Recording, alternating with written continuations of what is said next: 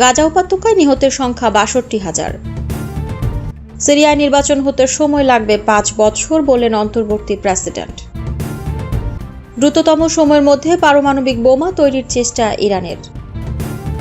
ট্রাম্পের শুল্ক হুমকির মুখে ভারত আমদানি শুল্ক কমাচ্ছে। ইসরায়েল ভেতর থেকে মরে গেছে বললেন ইহুদিবাদী বিশেষজ্ঞ। এবং তাজিকিস্তানে কারাগারে দাঙ্গায় ৫ বন্দী নিহত। গাজায় ইসরায়েলি ডজনখানেক সেনার উপর হামলা, দুজনের অবস্থা গুরুতর। ইসরায়েলি ড্রোন হামলা ঠেকাবে ইরানের মসজিদ। মেয়েদের শিক্ষা নিয়ে বিভাজন, দেশ ছেড়ে পালালেন তালেবান মন্ত্রী। উইঘুর মুসলিমদের তুরস্কে যেতে দিচ্ছে না চীন। দক্ষিণ চীন সাগরে ফিলিপাইন যুক্তরাষ্ট্রের যৌথ মহড়া, ক্ষুব্ধ বেইজিং। এবং ইমরান খানের মুক্তিতে মার্কিন চাপের সম্ভাবনা উড়িয়ে দিল পাকিস্তান। জানিয়ে দিব হাতে থাকা সর্বশেষ আপডেট আন্তর্জাতিক সংবাদ। প্রথমেই সংবাদ শিরোনাম। পারমাণবিক বোমা তৈরির শর্টকাট পথে হাঁটছে ইরান। এদিকে মিয়ানমার ভেঙে নতুন দেশ হচ্ছে, কিন্তু কিভাবে? এরপর জানিয়ে দিব পশ্চিম তীরে 2 ইসরায়েলি সেনা নিহত, আহত 8। আরও জানিয়ে দিব এবার গাজার পাশে দাঁড়ানোর ঘোষণা জাপানের প্রধানমন্ত্রীর। এরপর জানিয়ে দিব এবার যুক্তরাষ্ট্রের বিরুদ্ধে পাল্টা ব্যবস্থা চীনের। সর্বশেষ জানিয়ে দিব সিরিয়ার নতুন প্রেসিডেন্ট সৌদির পর এবার তুরস্কে যাচ্ছেন। এতক্ষণ শুনছিলেন সংবাদ শিরোনাম, এবারে বিস্তারিত। তবে অনুরোধ থাকবে ভিডিওটিতে একটি লাইক করবেন এবং কমেন্ট করে জানিয়ে দিবেন কোন জেলা থেকে আপনি আমাদের এই ভিডিওটি দেখছেন। গাজা উপত্যকায় নিহতের সংখ্যা ৬২,০০০। ফিলিস্তিনের অবরুদ্ধ গাজা উপত্যকায় ইসরায়েলি সামরিক অভিযানে এখন পর্যন্ত ৬১,৭০৯ জন ফিলিস্তিনি নিহত হয়েছেন। গাজা স্বাস্থ্য কর্তৃপক্ষ জানায় নতুন পরিসংখ্যানে হাজারো নিখোঁজ ব্যক্তিকে মৃত হিসেবে গণ্য করা হয়েছে। গাজা উপত্যকার সরকারি তথ্য দপ্তরের প্রধান সালামা মারুফ এবং সংবাদ সম্মেলনে জানান, নিহতদের মধ্যে ৭৬% মরদেহ উদ্ধার করে চিকিৎসা কেন্দ্রে আনা হয়েছে। তবে এখনও অন্তত ১৪,২২২ জন ধ্বংসস্তূপের নিচে বা এমন এলাকায় আটকে আছেন যেখানে উদ্ধার পৌঁছতে পারেনি। গাজার আল শিফা হাসপাতাল থেকে দেওয়া এক বক্তব্যে মারুফ বলেন, নিহতদের মধ্যে ১৭,৮৮১ জন শিশু এবং যার মধ্যে ২১৪ জন নবজাতক রয়েছে। মারুফ আরও জানান, ২০ লাখের বেশি ফিলিস্তিনি জোরপূর্বক বাস্তুচ্যুত হয়েছেন। অনেকে ২৫ বারেরও বেশি স্থান পরিবর্তন করতে বাধ্য হয়েছেন। সংঘর্ষে আহতদের সংখ্যা ১,১১,৫৮৮ জন। নতুন এই পরিসংখ্যান এমন সময় এসেছে যখন ইসরায়েল ও হামাসের মধ্যে যুদ্ধবিরতি চলছে। ১৫ মাস ধরে চলা ইসরায়েলের এই গণহত্যা সাময়িকভাবে বন্ধ হয়েছে। বর্তমান যুদ্ধবিরতি অন্তত মার্চের শুরু পর্যন্ত বহাল থাকার কথা। এর ফলে উদ্ধারকর্মীরা গাজার বিভিন্ন এলাকায় পৌঁছাতে সক্ষম হয়েছেন, যেখানে আগে প্রবেশ করা সম্ভব হয়নি। ট্রাম্পের শুল্ক হুমকির মুখে ভারত আমদানি শুল্ক কমাচ্ছে। নয়াদিল্লি ইঙ্গিত দিয়েছে তারা যুক্তরাষ্ট্রের সাথে ভারতের বাণিজ্য নিয়ে প্রেসিডেন্ট ডোনাল্ড ট্রাম্পের উদ্বেগ দূর করতে পদক্ষেপ নিচ্ছে। ট্রাম্প উচ্চ শুল্ক আরোপকারী দেশগুলোর মধ্যে ভারতের নাম উল্লেখ করেছেন। ভারত সরকার বিভিন্ন আমদানি পণ্যের উপর শুল্ক কমাবে, যা ভারতে আমেরিকার পণ্য আমদানি বাড়াতে সহায়তা করতে পারে। এর মধ্যে রয়েছে উচ্চ মূল্যের মোটরসাইকেল এবং গাড়ি বা হার্লে ডেভিডসনের মতো আমেরিকান সংস্থাগুলোকে উপকৃত করতে পারে। গত সপ্তাহে রিপাবলিকান আইন প্রণেতাদের উদ্দেশ্যে দেওয়া এক ভাষণে ট্রাম্প ভারত, চীন ও ব্রাজিলকে বিশেষ শুল্ক আরোপকারী বলে অভিহিত করেন। তিনি যুক্তরাষ্ট্রের স্বার্থে ক্ষতি করে এমন দেশগুলোর ওপর শুল্ক আরোপের প্রতিশ্রুতি দেন। নির্বাচনী প্রচারণার সময় তিনি ভারতকে শুল্কের খুব বড় অপব্যবহারকারী বলেও অভিহিত করেছিলেন। হোয়াইট হাউসের এক বিবৃতিতে বলা হয়, গত সোমবার ট্রাম্প ও ভারতের প্রধানমন্ত্রী নরেন্দ্র মোদীর মধ্যে এক ফোনালাপে যুক্তরাষ্ট্রের প্রেসিডেন্ট ভারতের ন্যায্য দ্বিপক্ষীয় বাণিজ্য সম্পর্কের দিকে এগিয়ে যাওয়ার গুরুত্বের উপর জোর দিয়েছেন। যুক্তরাষ্ট্রে ভারতের বৃহত্তম বাণিজ্য অংশীদার হওয়ায় শুল্কের হুমকি নয়াদিল্লির জন্য একটি বিশাল উদ্বেগের কারণ। ২০২৩ সালের দুদেশের মধ্যে দ্বিপক্ষীয় বাণিজ্যের পরিমাণ ছিল প্রায় $১২০ বিলিয়ন। এর মধ্যে উদ্ধৃত ভারতের অনুকূলে রয়েছে $30 বিলিয়ন। প্রধানমন্ত্রী মোদী এবং প্রেসিডেন্ট ট্রাম্পের মধ্যে যে শীর্ষ বিষয়গুলো নিয়ে আলোচনা হবে ধারণা করা হচ্ছে তার মধ্যে বাণিজ্য হবে অন্যতম। আশা করা হচ্ছে তারা এই মাসে বৈঠকে বসবেন। শনিবার ভারতের বার্ষিক বাজেট উপস্থাপনের সময় শুল্ক কমানোর ঘোষণার পর অর্থ সচিব তুহিন কান্ত পান্ডে বার্তা বার্তা সংস্থা রয়টার্সকে বলেন, আমরা সংরক্ষণবাদী হতে চাই এমন সংকেত আমরা কাউকে দিতে চাই না। তবে বিশ্লেষকরা বলছেন ভারতের শুল্ক কমাতে ট্রাম্প প্রশাসনের উদ্বেগ প্রশমিত করার সম্ভাবনা কম, কারণ তারা চায় নয়াদিল্লি কৃষি পণ্য, ইস্পাত এবং তেলের মতো বিভিন্ন পণ্যের জন্য তার বাজার উন্মুক্ত করুক। জাপান ও চীনের মতো দেশের তুলনায় ভারতের গড় শুল্ক অনেক বেশি। বিস্তারিত খবর পড়ছি আমি আইরিন ইসলাম। ইসরায়েল ভেতর থেকে মরে গেছে বললেন ইহুদিবাদী বিশেষজ্ঞ। পার্স টুডে সামাজিক যোগাযোগ মাধ্যম এক্সে পশ্চিম এশিয়া বিষয়ক এক ইহুদিবাদী বিশেষজ্ঞ প্রতিরোধের বিরুদ্ধে ইসরায়েলের পরাজয়ের কারণ বিশ্লেষণ করেছেন। ইহুদিবাদী বিশেষজ্ঞ উরি গোল্ডবার্গ টুইট বার্তায় লিখেছেন, হামাসকে নির্মূল না করা পর্যন্ত নেতানিয়াহু বন্দি বিনিময়ের দ্বিতীয় পর্যায়ে প্রতিশ্রুতিবদ্ধ হতে পারবেন না। পার্স টুডে জানিয়েছে, গোল্ডবার্গ আরও বলেছেন, জীবনের প্রতি প্রতিশ্রুতিবদ্ধ হতে না পারা মৃত্যুকে সম্পূর্ণরূপে আলিঙ্গন করার শামিল। নেতানিয়াহু বেশিরভাগ ইসরায়েলিদের মতোই অসাবধান, কোনো কিছুকেই গুরুত্বের সাথে নিচ্ছেন না। ইসরায়েল ভেতর থেকে মরে গেছে, এজন্যই আমরা হেরে গেছি। ইহুদিবাদী ইসরায়েল আমেরিকার সহায়তায় গত 7 অক্টোবর 2023 থেকে 19 জানুয়ারি 2025 পর্যন্ত গাজা উপত্যকার বাসিন্দাদের বিরুদ্ধে এক ধ্বংসাত্মক যুদ্ধ শুরু করে, যার ফলে গাজা ব্যাপকভাবে ধ্বংস হয় এবং সেখানে মারাত্মক দুর্ভিক্ষ দেখা দেয়। এত সব অপরাধ সত্ত্বেও ইহুদিবাদী ইসরায়েল স্বীকার করেছে যে গাজার বাসিন্দাদের বিরুদ্ধে 470 দিন যুদ্ধ করার পরও তারা এই যুদ্ধে তাদের লক্ষ্য অর্জনে ব্যর্থ হয়েছে। তাদের লক্ষ্য ছিল প্রতিরোধ আন্দোলন হামাসকে ধ্বংস করা এবং গাজা উপত্যকা থেকে ইহুদিবাদী বন্দীদের ফিরিয়ে আনা। অবশেষে 19 জানুয়ারি 2025 তারিখে হামাস এবং ইহুদিবাদী সরকারের মধ্যে একটি যুদ্ধবিরতি চুক্তি স্বাক্ষরিত হয় এবং তা কার্যকর হয়। তাজিকিস্তানে কারাগারে দাঙ্গায় 5 বন্দী নিহত। তাজিকিস্তানের বাগদাদ শহরের একটি কারাগার থেকে পালানোর চেষ্টার সময় সৃষ্ট দাঙ্গায় কমপক্ষে 5 বন্দী নিহত হয়েছেন, আর এই ঘটনায় আহত হয়েছেন কারাগারটির 3 কর্মচারী। দেশটির নিরাপত্তা সংস্থার 2টি সূত্র মঙ্গলবার 4 ফেব্রুয়ারি ব্রিটিশ বার্তা সংস্থা রয়টার্সকে এ তথ্য জানিয়েছে। বার্তা সংস্থাটি বলছে, সোমবার 9 জন বন্দী ঘরে তৈরি ছুরি নিয়ে কারারক্ষীদের উপর হামলা চালায়। তারা রক্ষীদের হত্যা করে দুশানবে থেকে 20 কিলোমিটার পূর্বে অবস্থিত পেনাল কলোনি থেকে পালানোর চেষ্টা করছিল বলে জানিয়েছে দেশটির বিচার বিষয়ক মন্ত্রণালয়। এই ঘটনায় কমপক্ষে 5 বন্দী নিহত হয়েছেন। মন্ত্রণালয় আরও জানিয়েছে, হামলার ফলে 3 জন কর্মচারী গুরুতর আহত হয়েছেন, তবে তাদের অবস্থা এখন স্থিতিশীল রয়েছে। নাম প্রকাশে অনিচ্ছুক একটি সূত্র রয়টার্সকে বলেছে, আহতদের মধ্যে কারা প্রশাসনের প্রধানও ছিলেন। তাকে গুরুতর অবস্থায় হাসপাতালে নেওয়া হয়। এই অঞ্চলের একজন বিশ্লেষক আন্দ্রে স্যারেঙ্কো বলেছেন, ইসলামিক স্টেট বা আইএস এর সমর্থকরা পালানোর চেষ্টা করছিল। তারা কারাগারের ওপরে কিছুক্ষণের জন্য আইএস এর পতাকা উড়িয়েছে। এই দাবি সত্যতা যাচাই করতে পারেনি রয়টার্স। সোমবার দাঙ্গার ঘটনায় একটি ফৌজদারি তদন্ত শুরু করা হয়েছে বলে জানিয়েছে প্রসিকিউটরের কার্যালয়। এর আগে 2019 সালে পেনাল কলোনি কারাগারে দাঙ্গায় 29 জন বন্দী এবং 3 জন রক্ষী নিহত হন। তাজিকিস্তান কর্তৃপক্ষ সে সময় বলেছিল, দাঙ্গাটি চরমপন্থী গোষ্ঠীর সদস্যদের প্রচারণায় ঘটেছে। পরে ইসলামিক স্টেট এর দায় স্বীকার করে। 2018 সালে তাজিকিস্তানের উত্তরাঞ্চলীয় শহর খোজানদের একটি কারাগারে দাঙ্গায় 21 জন বন্দী এবং 2 জন রক্ষী নিহত হন। দ্রুততম সময়ের মধ্যে পারমাণবিক বোমা তৈরির চেষ্টা ইরানের। মার্কিন গোয়েন্দা সংস্থার সাম্প্রতিক এক মূল্যায়নে উঠে এসেছে, ইরানের বৈজ্ঞানিকদের একটি গোপন দল তুলনামূলক কম উন্নত কিন্তু দ্রুততর পদ্ধতির মাধ্যমে পারমাণবিক অস্ত্র তৈরির চেষ্টা চালাচ্ছে। মার্কিন সংবাদ মাধ্যম নিউ ইয়র্ক টাইমসের প্রতিবেদনে বলা হয়েছে, বাইডেন প্রশাসনের শেষ দিনগুলোতে এই সংক্রান্ত গোয়েন্দা তথ্য সংগ্রহ করা হয় এবং ট্রাম্প প্রশাসনের কাছে তা হস্তান্তর করা হয়। নিউ ইয়র্ক টাইমসের প্রতিবেদনে বলা হয়েছে, মার্কিন গোয়েন্দা মূল্যায়নে ইঙ্গিত দেয়া হয়, ইরান সমৃদ্ধ ইউরেনিয়ামের ক্রমবর্ধমান মজুদ কাজে লাগিয়ে 1 বছরের বেশি সময় না নিয়ে মাত্র কয়েক মাসের মধ্যে পারমাণবিক অস্ত্র তৈরি করতে চাচ্ছে। তবে মার্কিন কর্মকর্তারা জানিয়েছেন, ইরানের সর্বোচ্চ নেতা আয়াতুল্লাহ আলী খামেনি এখনও পারমাণবিক অস্ত্র তৈরির চূড়ান্ত সিদ্ধান্ত নেননি। কিন্তু সাম্প্রতিক মূল্যায়নে যুক্তরাষ্ট্র ও ইসরায়েলের নীতি নির্ধারকদের মধ্যে নতুন উদ্বেগ সৃষ্টি হয়েছে। বিশেষ করে মধ্যপ্রাচ্যে ইরানের প্রভাব আগের তুলনায় দুর্বল হওয়ায় দেশটি পারমাণবিক অস্ত্রকে ডিটারেন্ট বা কৌশলগত প্রতিরোধমূলক ব্যবস্থা হিসেবে দেখছে বলে অনেকে মনে করছেন। মার্কিন ও ইসরায়েলি কর্মকর্তাদের ধারণা, ইরানের আঞ্চলিক মিত্র হামাস ও হিজবুল্লাহ বড় ধরনের ধাক্কা খেয়েছে। অন্যদিকে সিরিয়ার ক্ষমতাচ্যুত প্রেসিডেন্ট বাশার আল আসাদ রাশিয়ায় আশ্রয় নেওয়ায় সিরিয়ার ভেতর দিয়ে ইরানের অস্ত্র সরবরাহ ব্যাহত হয়েছে। এই অবস্থায় ইরান সামরিক দিক থেকে আরও চাপে পড়েছে। এর মধ্যেই গত অক্টোবরে ইসরায়েলি বাহিনী ইরানের ক্ষেপণাস্ত্র প্রতিরক্ষা ব্যবস্থা ও পারমাণবিক অবকাঠামোর কিছু অংশে হামলা চালায়, যা দেশটির সামরিক ক্ষমতার ওপর আরও নেতিবাচক প্রভাব ফেলে। নতুন গোয়েন্দা তথ্যের পর কিছু মার্কিন কর্মকর্তা মনে করছেন ইরান পারমাণবিক অস্ত্রের সক্ষমতা অর্জনকে এখন জরুরি বলে বিবেচনা করছে। দেশটি যুক্তরাষ্ট্র বা ইসরায়েলের সম্ভাব্য হামলার বিরুদ্ধে প্রতিরোধ গড়ে তুলতে চাইছে। তবে বিশেষজ্ঞরা বলছেন ইরান যতটা পরিমাণ সমৃদ্ধ ইউরেনিয়াম সংগ্রহ করেছে তা নিয়ে একাধিক পারমাণবিক অস্ত্র তৈরি করা সম্ভব হলেও কার্যকরভাবে যুদ্ধের জন্য উপযোগী একটি ওয়ারহেড তৈরি করা এখনও জটিল ও সময় সাপেক্ষ।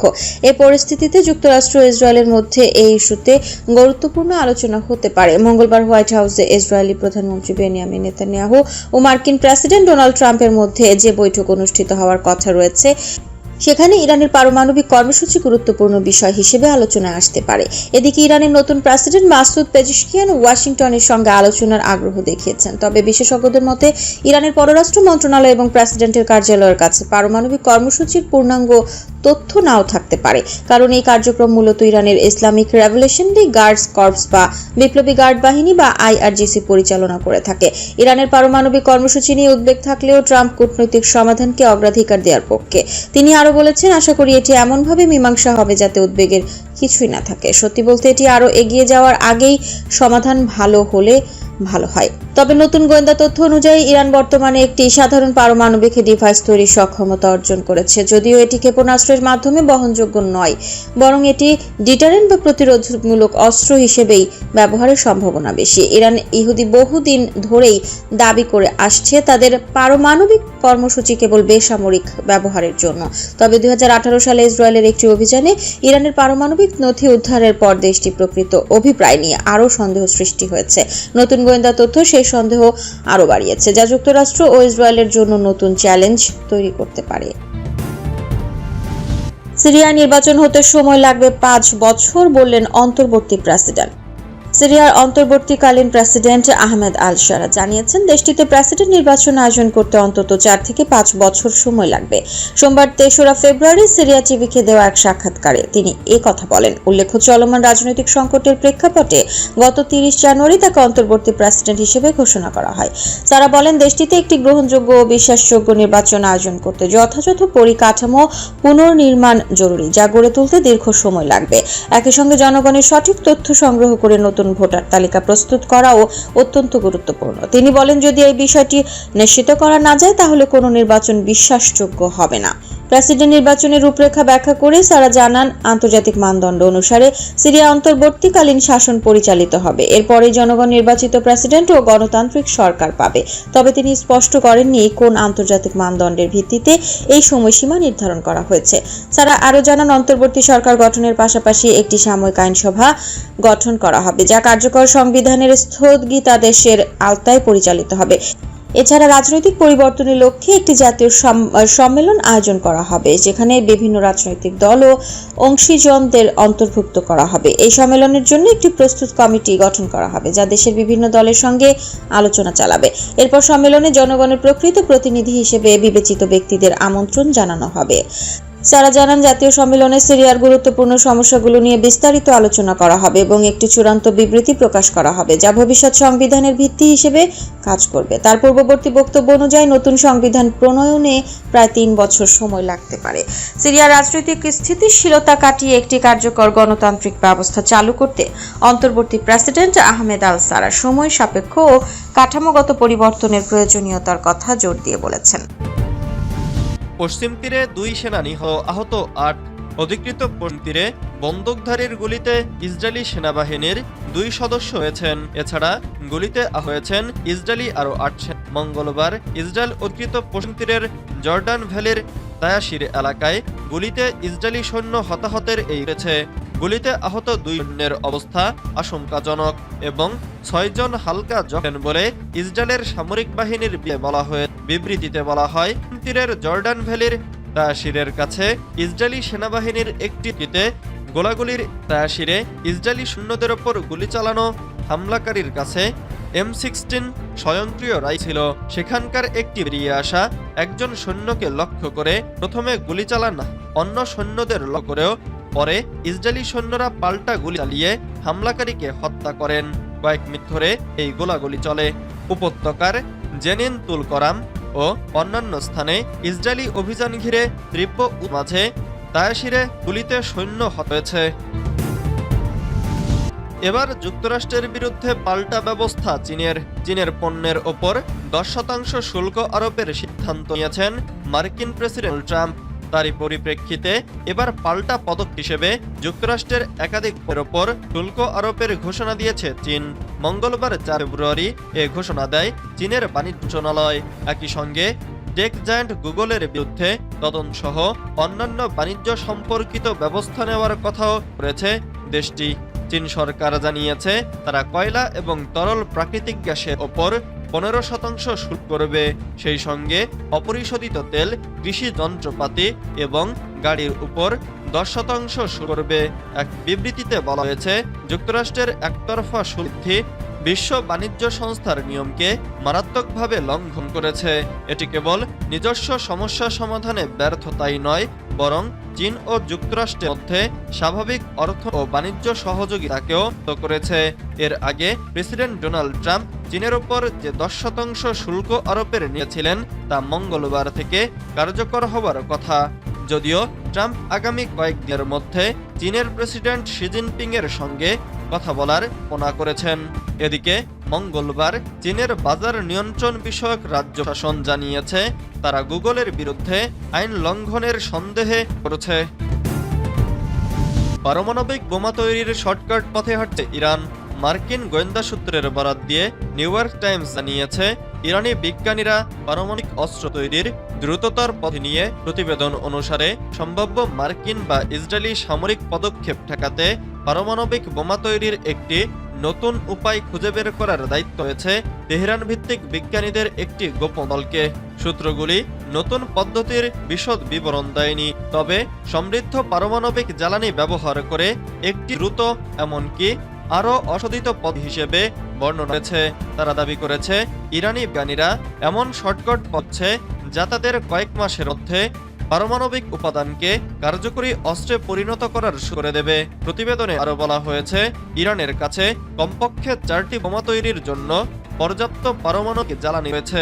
মার্কিন কর্মকর্তারা নিউ ইয়র্ক টাইমসকে বলেছেন ইরান পারমাণবিক অস্ত্র ক্ষেত্রে প্রযুক্তিগতভাবে কিছু, তবে সাম্প্রতিক আঞ্চলিক অবস্থার পরিবর্তন দেশটিকে দ্রুত এই পথে হাঁটতে বাধ্য করছে। বিশেষ করে সিরিয়ার প্রেসিডেন্ট বাশার আল আসাদের পর এবং ইসরায়েলি সামরিক অভিযানের মধ্যে হিজবুল্লাহর দুর্বলতা তেহরানকে পারমাণবিক কার্যক্রম ত্বরান্বিত করতে বাধ্য হয়েছে। এবার গাজার পাশে দাঁড়ানোর ঘোষণা জাপানের প্রধানমন্ত্রীর। এবার গাজার পাশে দাঁড়ানোর ঘোষণা দিয়েছেন জাপানের প্রধানমন্ত্রী শিগেরু ইশিবা। যুদ্ধে আহতদের চিকিৎসা এবং গাজার শিক্ষার্থীদের উচ্চশিক্ষায় জাপান নতুন পদক্ষেপ নিয়েছে বলে জানান তিনি। কিয়াডো নিউজের বরাতে আনাদোলু প্রতিবেদনে বলা হয়েছে জাপানের প্রধানমন্ত্রী শিগেরু ইশিবা বলেছেন তার সরকার গাজা উপত্যকার ফিলিস্তিনিদের জাপানে চিকিৎসা সহায়তা দেওয়ার কথা বলেছে। ইশিবা সংসদীয় অধিবেশনে বলেন গাজায় অসুস্থ বা আহত ব্যক্তিদের জাপানে আনার উপায় খুঁজে বের করার জন্য আমরা তিনি আরও বলেন জাপানি বিশ্ববিদ্যালয়গুলিতে ফিলিস্তিনি শিক্ষার্থীদের পড়াশোনার জন্য একটি বিশেষ কর্মসূচি চালু করার চেষ্টা করবে জাপান। এছাড়া গত মাসে মালয়েশিয়া সফরের সময় বলেছিলেন তার দেশ ফিলিস্তিনের সহায়তা করবে। পরে মালয়েশিয়ার প্রধানমন্ত্রী আনোয়ার জানান সরকার 2023 সালের অক্টোবর থেকে ইসরায়েলের গণহত্যার যুদ্ধে ধ্বংসপ্রাপ্ত গাজায় হাসপাতাল, স্কুল এবং মসজিদ পুনর্নির্মাণের জন্য জাপানের সাথে মিলে একটি তহবিল গঠন করবে। 19 জানুয়ারি গাজায় ফিলিস্তিনি গোষ্ঠী হামাস এবং মধ্যে যুদ্ধবিরতিটি কার্যকর হয়।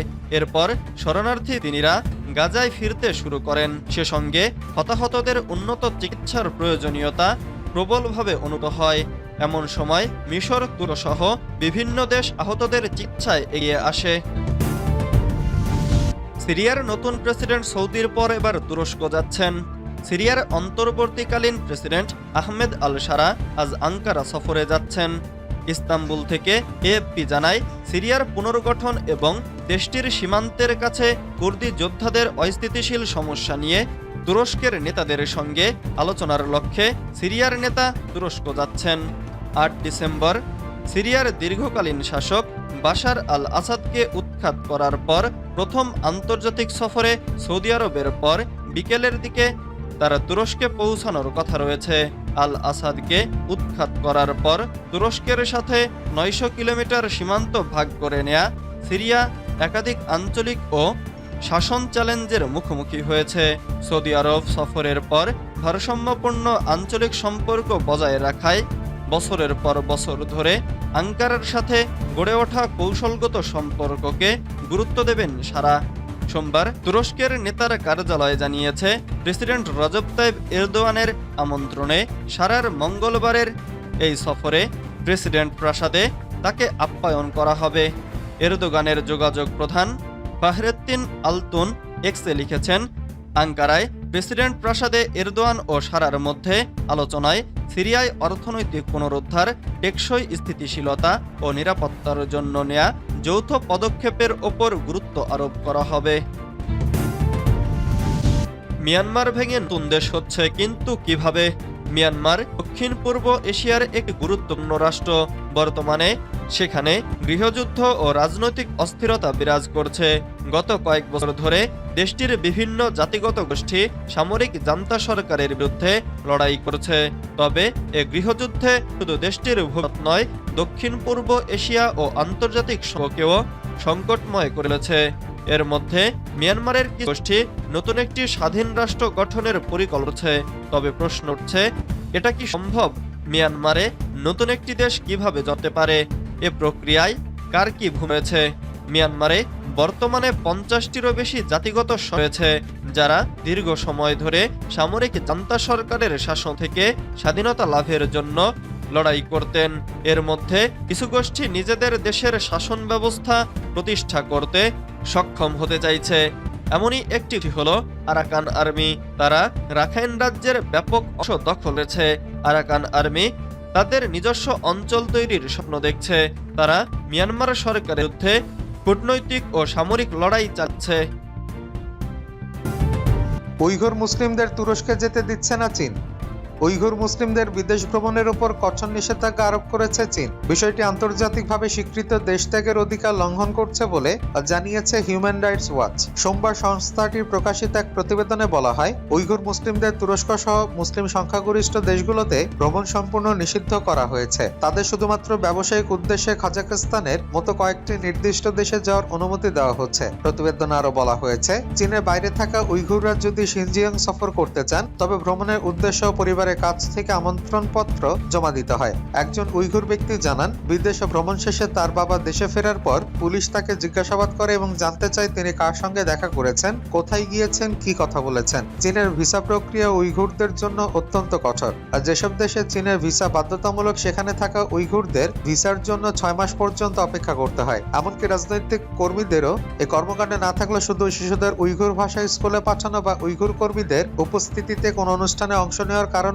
তাদের ভিসা বাতিল হতে পারে। চীনে গত 1 দশক ধরে উইঘুর ও হুই মুসলিমদের বিরুদ্ধে দমনমূলক ব্যবস্থা নিচ্ছে বলে অভিযোগ রয়েছে। জাতিসংঘের তথ্য অনুযায়ী 2017 সাল থেকে চীন 10 লাখের বেশি উইঘুর মুসলিমকে আটক করেছে। প্রথমে চীন এসব আটক কেন্দ্রের অস্তিত্ব অস্বীকার করলেও পরে এগুলোকে সংশোধন কেন্দ্র বলে দাবি করে। জানা গেছে, উইঘুরদের সঙ্গে সাংস্কৃতিক ও জাতিগতভাবে ঘনিষ্ঠ তুরস্ক, তাই বহু উইঘুর চীন থেকে পালিয়ে তুরস্কে আশ্রয় নিয়েছে। তবে একসময় তুরস্ক চীনের বিরুদ্ধে কঠোর অবস্থান নিলেও বর্তমানে বেইজিং এর সঙ্গে অর্থনৈতিক সম্পর্ক জোরদার করার সমালোচনার মাত্রা কমিয়ে এনেছে। চীনের বিরুদ্ধে অভিযোগ রয়েছে, পরিবারের সদস্যদের জিম্মি করে বিদেশে থাকা উইঘুরদের দেশে ফেরার জন্য চাপ দেওয়া হচ্ছে। কিছু ক্ষেত্রে চীন থেকে ভ্রমণের অনুমতি পেতে উইঘুরদের একজন জামিনদার দিতে হয়, যা সাধারণত সরকার সমর্থিত কেউ হন। আইন না মানলে জামিনদার বা পরিবারের সদস্যদের বিরুদ্ধে কঠোর শাস্তি দেওয়া হয়। একজন উইঘুর ব্যক্তি হিউম্যান রাইটস ওয়াচকে জানান, চীনা পুলিশ তার দেশে থাকা এক আত্মীয়কে তার ছবি দেখিয়ে জিজ্ঞেস করেছিল, আপনি কি এই ব্যক্তিকে চেনেন? উত্তরে হ্যাঁ বলার পর পুলিশ ওই ব্যক্তিকে জানিয়ে দেয় তার আর পাসপোর্ট পাওয়ার আশা করা উচিত নয়। হিউম্যান রাইটস ওয়াচের চীন বিষয়ক গবেষক ইয়ালকুন উইলিয়ন বলেন, নিজ পরিবারের সঙ্গে দেখা করা বা যোগাযোগ করার অধিকার কোনো বিশেষ সুযোগ নয়, এটি মৌলিক অধিকার। অথচ চীন শুধু নির্দিষ্ট কিছু উইঘুরতে এই অনুমতি দিচ্ছে। চীন বিদেশে থাকা উইঘুরদের রাষ্ট্রীয় প্রচারণামূলক সফরে যোগ দিতে চাপ দিচ্ছে বলেও অভিযোগ উঠেছে। এই সফরগুলোর আয়োজন করে চীনা communist party Xinjiang United front work department. এসব সফরে অংশ নেওয়া নিরাপদ ও সহজ ভিসা পাওয়ার উপায় বলে মনে করেন অনেক উইঘুর। অস্ট্রেলিয়া, যুক্তরাষ্ট্র এবং যুক্তরাজ্য সহ 15টি দেশ গত অক্টোবরে জাতিসংঘে শিনজিয়াং ও তিব্বতে মানবাধিকার লঙ্ঘনের অভিযোগ তুলেছে। চীন পাল্টা প্রতিক্রিয়া অস্ট্রেলিয়াকে ভণ্ডামি ও প্রাতিষ্ঠানিক বর্ণবাদে আক্রান্ত বলে অভিযুক্ত করে। বেজিং এখনো আনুষ্ঠানিকভাবে তুরস্কে উইঘুরদের ভ্রমণের উপর নিষেধাজ্ঞা দেয়নি, তবে নির্বাচিত কিছু উইঘুরকে গোপনে আটকে রেখে তাদের ভ্রমণের স্বাধীনতা সীমিত করেছে বলে অভিযোগ উঠেছে। গাজায় ইসরায়েলি ডজন খানেক সেনার উপর হামলা, দুজনের অবস্থা গুরুতর। গাজায় ইসরায়েলি সেনাদের উপর হামলা হয়েছে। এই সময় ইসরায়েলে অনেক সেনা আহত হয়েছেন, তাদের মধ্যে দুজনের অবস্থা গুরুতর। মঙ্গলবার 4 ফেব্রুয়ারি টাইমস অব ইসরায়েলের এক প্রতিবেদনে এই তথ্য জানানো হয়েছে। ইসরায়েলি সেনাবাহিনী ও চিকিৎসা কর্মীরা জানান, মঙ্গলবার সকালে গাজার পশ্চিম তীরে উত্তরাঞ্চলে একটি সেনা চেক পয়েন্টে একজন ফিলিস্তিনি বন্দুকধারী অনুপ্রবেশ করে। এই সময় তিনি সেনাদের উপর অতর্কিত হামলা করেন। এতে ইসরায়েলে অন্তত 8 সেনা আহত হয়েছেন। এই সময় পাল্টা হামলায় ফিলিস্তিনি নিহত হন। প্রতিবেদনে বলা হয়েছে, ফিলিস্তিনের তাইসের চেক পয়েন্টের কাছে ইসরায়েলের একটি সামরিক চৌকিতে এ হামলা চালানো হয়। এটি জর্ডান উপত্যকা থেকে ফিলিস্তিনের এই গ্রাম ও বিভিন্ন শহরে প্রবেশের পথে অবস্থিত। ইসরায়েলি প্রতিরক্ষা বাহিনীর প্রাথমিক তদন্তে দেখা গেছে, ওই ফিলিস্তিনি চেক পয়েন্টের একটি সামরিক পোস্টে লুকিয়েছিলেন। সেখানে তিনি ভোর 6টার দিকে সেনাদের উপর হামলা চালান। সামরিক চৌকির পাশের কম্পাউন্ডে একটি পর্যবেক্ষণ টাওয়ার এবং বেশ কয়েকটি সামরিক কাঠামো রয়েছে। এই সামরিক চৌকিটি 11 জন সৈন্য এবং একজন কমান্ডার দ্বারা পরিচালিত হয়। প্রতিবেদনে বলা হয়েছে, হামলাকারীর পরিচয় এখনো জানা যায়নি, তবে তার হাতে একটি M16 অ্যাসল্ট রাইফেল এবং 2টি ম্যাগাজিন ছিল। এছাড়া তার পরনে একটি ট্যাকটিক্যাল ভেস্ট ছিল। দক্ষিণ চীন সাগরে ফিলিপাইন যুক্তরাষ্ট্রের যৌথ মহড়া, ক্ষুব্ধ বেইজিং। দক্ষিণ চীন সাগরের আকাশসীমা যৌথ মহড়া পরিচালনা করেছে ফিলিপাইন ও যুক্তরাষ্ট্রের বিমান বাহিনী। এদিকে মঙ্গলবার 4 ডিসেম্বর এই ঘটনায় ক্ষোভ প্রকাশ করে বিতর্কিত এলাকায় সামরিক টহল দিয়েছে বেইজিং। ব্রিটিশ বার্তা সংস্থা রয়টার্স এই খবর জানিয়েছে। ফিলিপাইন বিমান বাহিনীর মুখপাত্র মারিয়া কনসুয়েলো কাস্তিলো এক বিবৃতিতে জানিয়েছেন, পশ্চিম ফিলিপাইন সাগরে একদিনের এই মহড়া চালানো হয়েছে। আন্তর্জাতিক আইন অনুযায়ী দক্ষিণ চীন সাগরের অংশ ম্যানিলার একচেটিয়া অর্থনৈতিক অঞ্চলের আওতাভুক্ত। কাস্তিলো আরো বলেছেন, দুদেশের বিমান বাহিনীর অভিযান পরিচালনায় কার্যকর সমন্বয় বৃদ্ধি, আকাশসীমায় সতর্কতা উন্নতকরণ এবং যুদ্ধ সক্ষমতা জোরদার করতে এই মহড়া চালানো হয়েছে।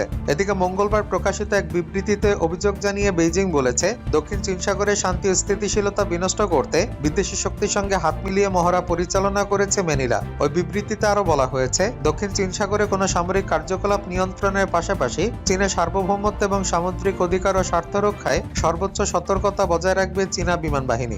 দক্ষিণ চীন সাগর কৌশলগতভাবে গুরুত্বপূর্ণ।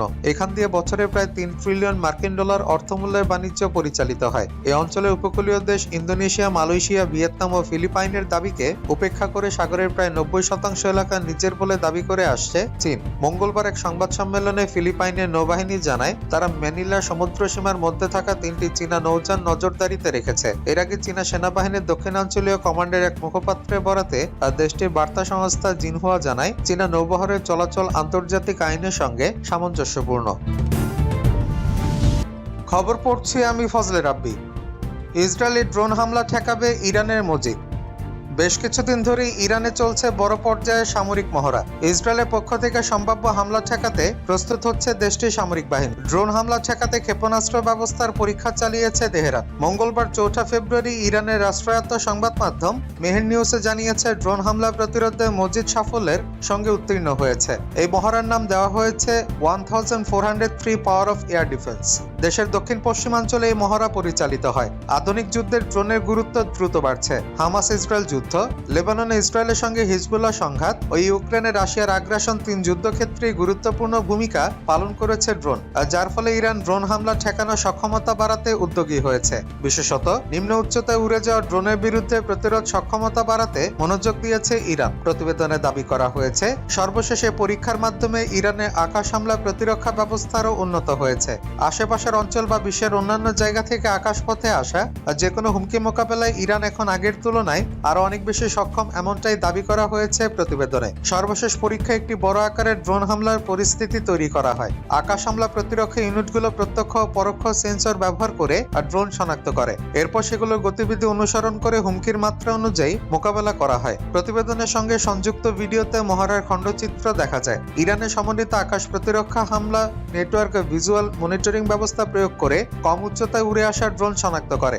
এরপর মজিদ ক্ষেপণাস্ত্র ব্যবস্থা সফলভাবে আকাশপথে ধেয়ে আসা সব হুমকির ড্রোন ধ্বংস করতে সক্ষম হয়। এই মহড়ায় প্রতিরক্ষা ব্যবস্থা ও নিয়ন্ত্রক কেন্দ্রের মধ্যে একাধিক স্তর বিশিষ্ট ও সুরক্ষিত যোগাযোগ লিঙ্কও পরীক্ষা করা হয়। রাডার ক্ষেপণাস্ত্র যোগাযোগ নেটওয়ার্ককে সুরক্ষিত রাখতে সাইবার সুরক্ষা উদ্যোগ ব্যবহারের কথাও জানিয়েছে তেহরান। মেয়েদের শিক্ষা নিয়ে বিভাজন, দেশ ছেড়ে পালালেন তালেবান মন্ত্রী। আফগানিস্তানের তালেবান সরকারের একজন সিনিয়র মন্ত্রী মেয়েদের শিক্ষার উপর নিষেধাজ্ঞার বিষয়ে প্রকাশ্যে সমালোচনা করেছিলেন। মঙ্গলবার ইন্ডিপেন্ডেন্ট জানিয়েছে, শেষ পর্যন্ত গ্রেপ্তারের আশঙ্কায় আফগানিস্তান থেকে পালিয়েছেন ওই মন্ত্রী। প্রতিবেদনে বলা হয়েছে, গত মাসে তালেবানের পররাষ্ট্র মন্ত্রণালয়ের রাজনৈতিক উপদেষ্টা শের আব্বাস তানেকজাই মেয়েদের জন্য পুনরায় স্কুল চালু করার আহ্বান জানিয়েছিলেন। তিনি বলেছিলেন, মেয়েদের শিক্ষার উপর নিষেধাজ্ঞা ইসলামী শরিয়া আইনের পরিপন্থী। এর কোনো যুক্তিসঙ্গত কারণ নেই, না এখন না ভবিষ্যতে। আফগানিস্তানের নারী জনসংখ্যার দিকে ইঙ্গিত করে তানেকজাই বলেছিলেন, আমরা 2 কোটি মানুষের প্রতি অবিচার করছি। খোস্ত প্রদেশে এক সমাবর্তন অনুষ্ঠানে দেওয়া ওই বক্তব্যটি ছিল তালেবানের নারী শিক্ষা বিরোধী নীতির বিরুদ্ধে প্রথম প্রকাশ্য প্রতিবাদ। এর মাধ্যমে আফগানিস্তানের শাসকদের মধ্যে বিরল মতপার্থক্যের ইঙ্গিত পাওয়া যায়। আফগানিস্তানে বর্তমান তালেবান সরকার 3 বছরেরও বেশি সময় ধরে নারীদের জন্য 6ষ্ঠ শ্রেণীর পর শিক্ষা নিষিদ্ধ করেছে। এই ইস্যুতে দেশটি আন্তর্জাতিকভাবে অনেকটা বিচ্ছিন্ন হয়ে পড়েছে। তানেকজাইয়ের বক্তব্যের পর তালেবানের সর্বোচ্চ নেতা হিবাতুল্লাহ আখুনজাদা তাকে গ্রেপ্তারের নির্দেশ দেন এবং তার উপর ভ্রমণ নিষেধাজ্ঞা আরোপ করেন বলে জানা গেছে। তবে গ্রেপ্তার হওয়ার আগে তানেকজাই সংযুক্ত আরব আমিরাতের উদ্দেশ্যে দেশ ত্যাগ করেন বলে আফগানিস্তান ইন্টারন্যাশনাল জানিয়েছে। স্থানীয় গণমাধ্যমকে দেওয়া এক সাক্ষাৎকারে তানেকজাই অবশ্য দাবি করেছেন, তিনি চিকিৎসার প্রয়োজনে দুবাই গিয়েছেন। মেয়েদের শিক্ষার পক্ষে এবারই প্রথম নয়, এর আগে কথা বলেছিলেন তানেকজাই। তালেবানরা ক্ষমতা গ্রহণের 1 বছর পর 2022 সালের সেপ্টেম্বরে তিনি বলেছিলেন, কেউ মেয়েদের শিক্ষার অধিকার কেড়ে নেওয়ার ধর্মীয় কারণ দেখাতে পারবে না। শিক্ষা নারী পুরুষ উভয়ের জন্য বাধ্যতামূলক। বিশ্লেষকদের মতে, তানেকজাইয়ের দেশ ত্যাগের খবরটি তালেবানের নেতৃত্বে বিভক্তির বিষয়টি আরো স্পষ্ট করে তুলেছে। আফগানিস্তান পুনর্গঠনের জন্য নিয়োজিত মার্কিন বিশেষ পরিদর্শক সংস্থা বা SIGAR জানিয়েছে, তালেবানের অভ্যন্তরীণ 2 ক্ষমতার কেন্দ্র কাবুল ও কান্দাহারের মধ্যে মেয়েদের শিক্ষায় নিষেধাজ্ঞা নিয়ে বিতর্ক রয়েছে। ইমরান খানের মুক্তিতে মার্কিন চাপের সম্ভাবনা উড়িয়ে দিল পাকিস্তান।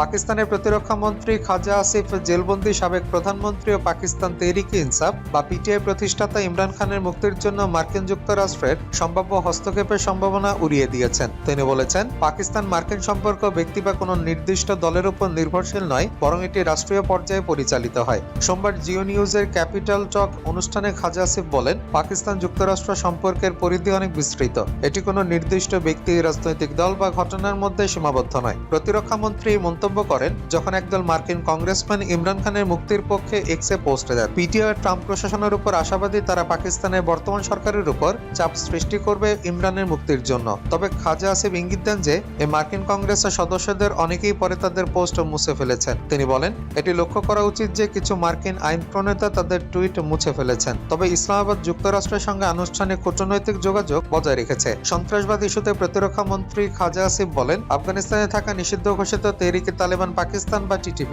এবং বেলুচিস্তান ন্যাশনাল লিবারেশন আর্মি বা BLA এর মতো সংগঠনগুলো মার্কিন যুক্তরাষ্ট্র উন্নত অস্ত্র ব্যবহার করছে। তিনি বলেন, এই উন্নত অস্ত্রের ব্যবহারের কারণে সন্ত্রাসী হামলার মাত্রা ও তীব্রতা বেড়েছে এবং প্রাণহানির সংখ্যা বৃদ্ধি পেয়েছে। তবে আমাদের সেনাবাহিনী এবং জনগণের প্রতিরোধ ক্ষমতা সন্ত্রাসবাদের বিরুদ্ধে জয়লাভ করবে। এছাড়া তিনি দাবি করেন, ভারত পাকিস্তানের সন্ত্রাসবাদ ছড়ানোর জন্য দায়ী। তিনি বলেন, আমরা তালেবান সরকারকে প্রমাণসহ তথ্য দিয়েছি। ভারতীয় কনসুলেটগুলো আফগানিস্তানের জালালাবাদ সহ সীমান্তবর্তী এলাকায় সন্ত্রাসবাদী কার্যকলাপ পরিচালনা করছে।